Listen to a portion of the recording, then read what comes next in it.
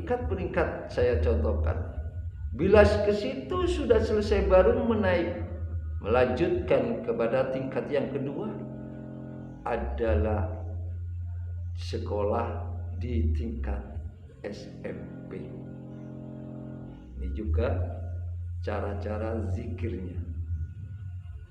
Setelah melalui di SD dan SMP, ilmunya juga tidak sama, pelajarannya pun tidak sama. Inilah baru di situ menyelesaikan perjalanannya untuk makrifat kepada Allah secara muamalah dan ibadah. Apa itu sholatnya? Diperkuat sholatnya, diperkuat thalabi ilminya, diperkuat zikirnya. Semua adalah cara untuk takharub, mendekatkan diri kepada Allah Subhanahu sebagai pencipta. Ini yang nomor 2. Baru naik kepada sekarang yang ketiga adalah SMK. Di sini tingkat zikirnya pun beda. Bila mana sudah menyelesaikan di tingkat sekolah dasar, sekolah SMP, sekolah SMK, baru naik ke fakultas. Ini lebih untuk kita paham. Inilah tingkatan daripada orang-orang yang belajar seperti apa ala dzikrillah, di atas kita berzikir ingat kepada Allah. Tapi kadangkala manusia itu kalau sekolah hanya cukup di tingkat SD. Kita pun tidak boleh untuk merendahkan, meremehkan kepada siapapun. Karena apa? Ya kadangkala ada yang di tingkat SMP sudah berhenti. Ada kalanya ada yang tingkat SMK juga berhenti. Ada kalanya sampai ke tingkat fakultas itu pun juga menyelesaikan. Maka saudara-saudara, tingkatan-tingkatan ruhania diri kita, cara kita ingat kepada Allah, kita selalu di mana? Kita bergerak, kita diam, ataupun kita bergerak. Karena kata Allah juga ada kalimat yang mengatakan wa huwa ma'akum aina ma kuntum. Wa dan dia bila kamu wa huwa ma'akum, ente bahasa di coro Betawi itu adalah bila mana kamu wa huwa ma'akum, dia selalu bersama. Huwa dalam arti Allah tadi selalu bersama kita. Karena apa? Kita harus seperti ka'anna kata. Bila mana kita tidak melihat, tidak bisa mencapai tingkatan untuk makrifat yang tinggi dalam pengenalan, pemahaman, mengerti, melihat dalam wujud Allah, barulah kita. Makanya Allah mengatakan wa huwa ma'akum. Kata Allah selalu bersamamu. Aina ma kuntum, di mana kamu saja berada, selalu kamu akan berhadapan dan kamu akan bertemu kepada zat Allah Subhanahu wa ta'ala.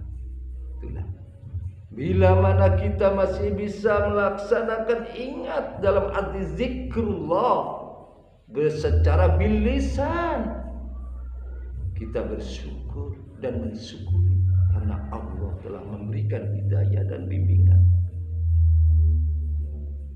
bagi kita yang hanya sampai di dalam tataran zikir qauliyah atau zikir bil lisan.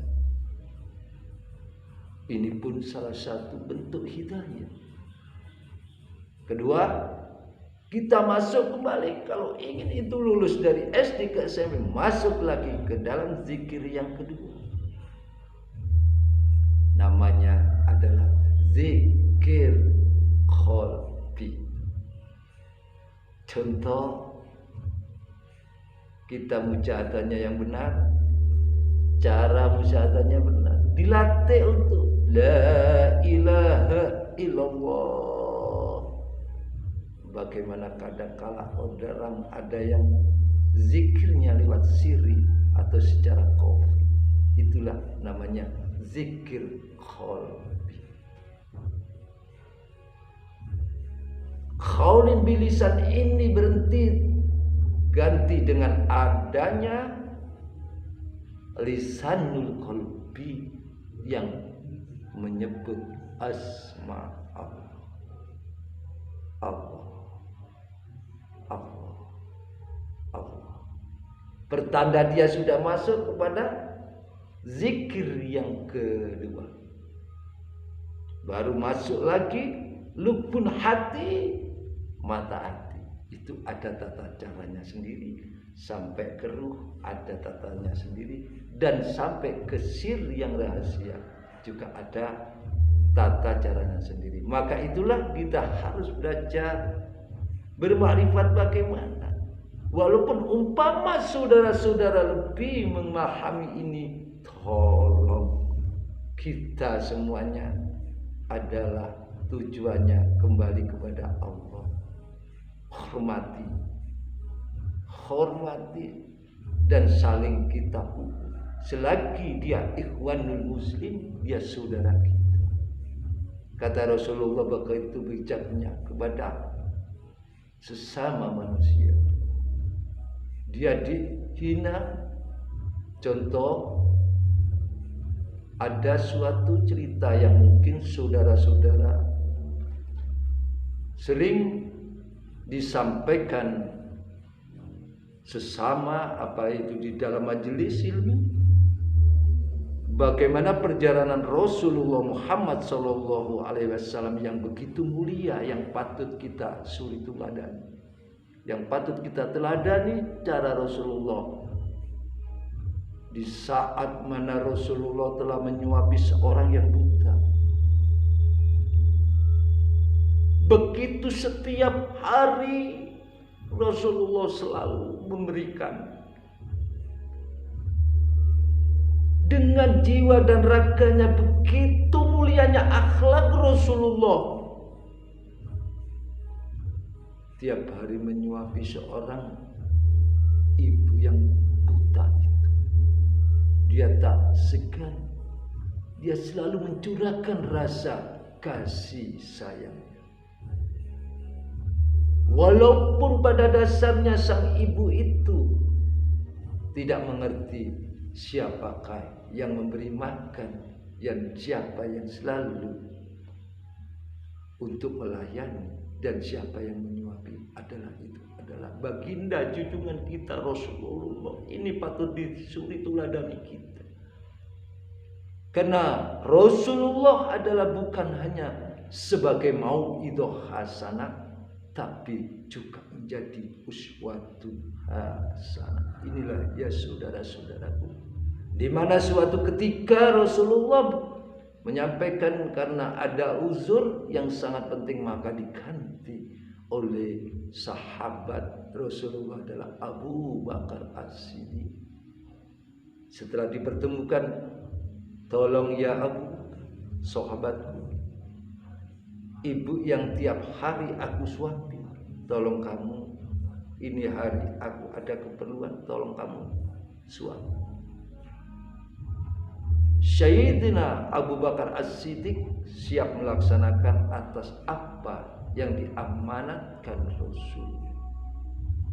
Ketika itu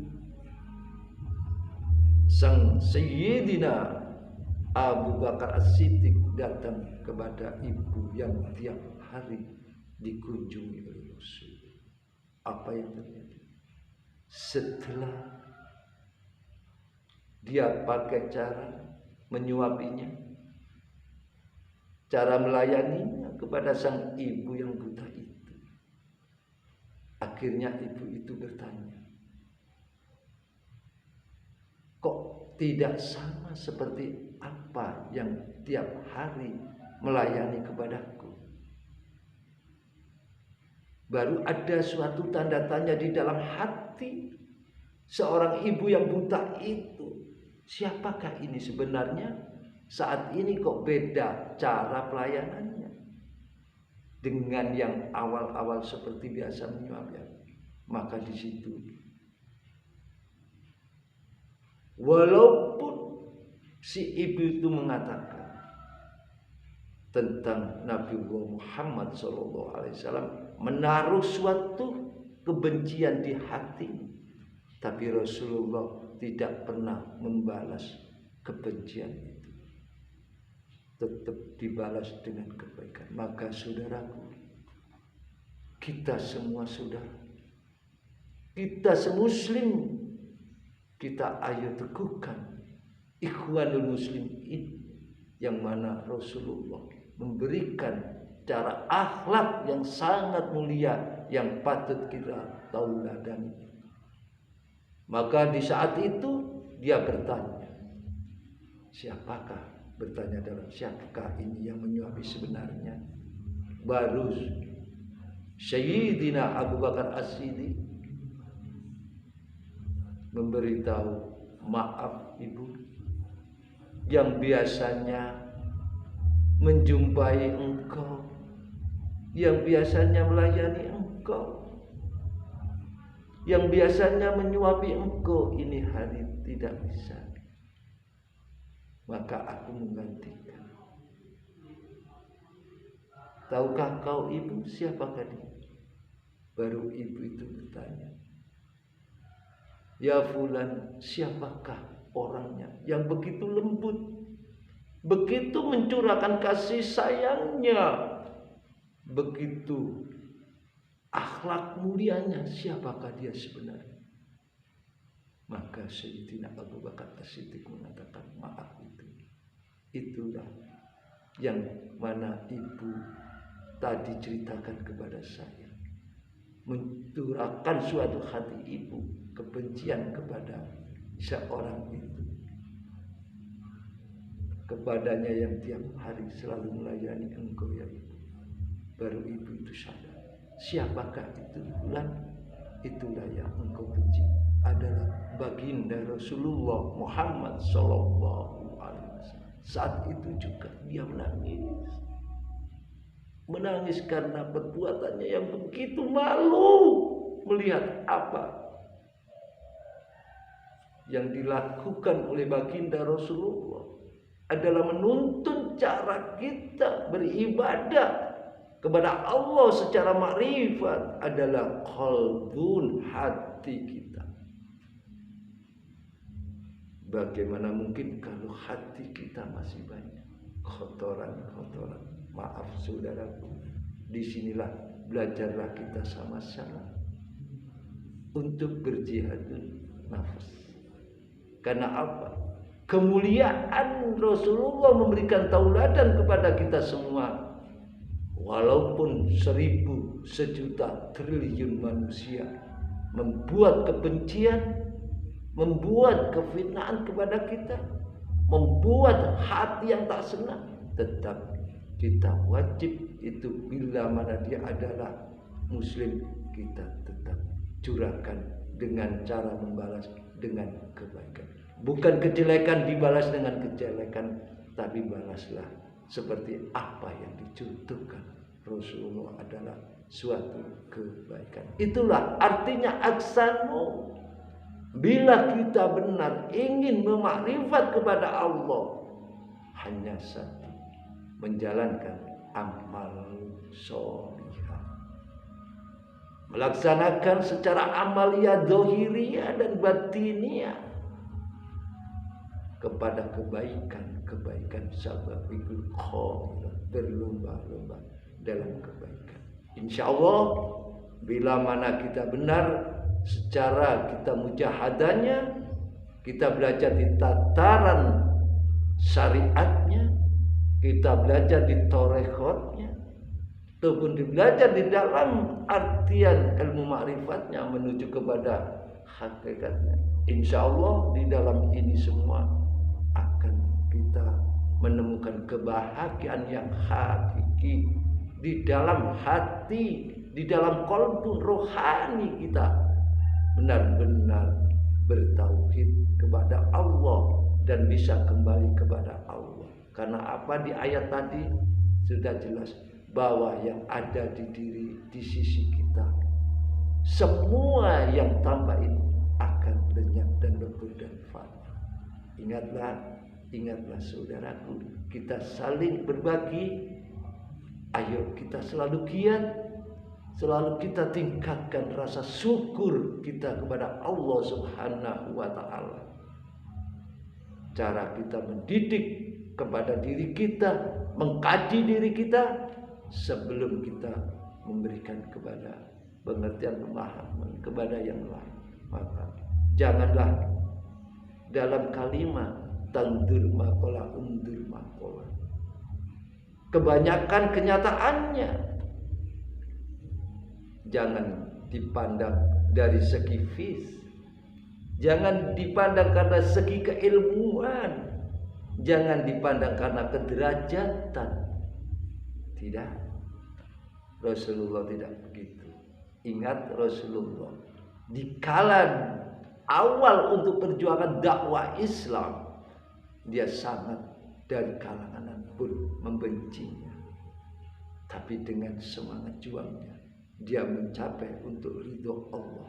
Dia tetap selalu tegas, selalu tegak, dan selalu tawakal dan sabar di dalam menjalankan ibadah untuk demi mengajak umat-umatnya, manusia ke jalan Allah, mengerti tentang Allah dan kembali kepada Allah.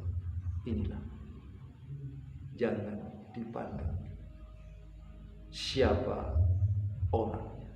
Kalau kita melihat seperti dikisahkan, Abu Nawas adalah orang mungkin tidak akan percaya karena dia selalu menggombal bahasa Jawa, dia selalu cerdik dalam, tapi dia, Abu Nawas adalah juga salah satu bentuk cara dia dakwah, sampai rajanya pun tertarik dengan cara Abu Nawas. Kalau kita lihat orangnya, mungkin kita akan tidak percaya. Tapi apa yang dilakukan, apa yang disampaikan, membuat kita semua, membuat di saat itu semua menyenanginya.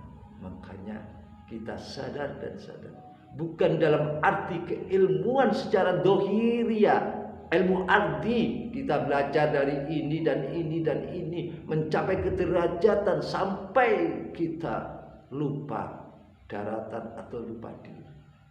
Karena Rasulullah juga mengatakan, janganlah kau pandang orangnya, tapi dengarkan apa yang disampaikannya. Inilah, mari kita sadar, saling hormat dan menghormati bila mana kita saling pupuk tali silaturahim ini. Inilah yang sempat saya bahas saat ini, bagaimana kita mengerti tentang ma'rifat Allah. Maka kita tak luput harus selalu dengan ketabahan hati, dengan kebersihan hati, qad aflaha man zakka, dengan cara membersihkan hati agar jiwa kita menjadi baik dan baik. Demikian saudara-saudaraku yang dimuliakan Allah, yang dihormati. Sekiranya apa yang saya bisa sampaikan saat ini, mudah-mudahan selalu kita berbagi bisa bermanfaat. Bila mana ada kesalahan, kekhilafan di dalam diri, kekurangan diri kami adalah itu mutlak adalah kebodohan, kejahilannya diri kami. Tapi kalau itu hak adalah datangnya dari Allah. Sekian apa yang bisa saya sampaikan, semoga bermanfaat dan barokah. Kami akhiri wabillahi taufiq wal hidayah. Wassalamualaikum warahmatullahi wabarakatuh.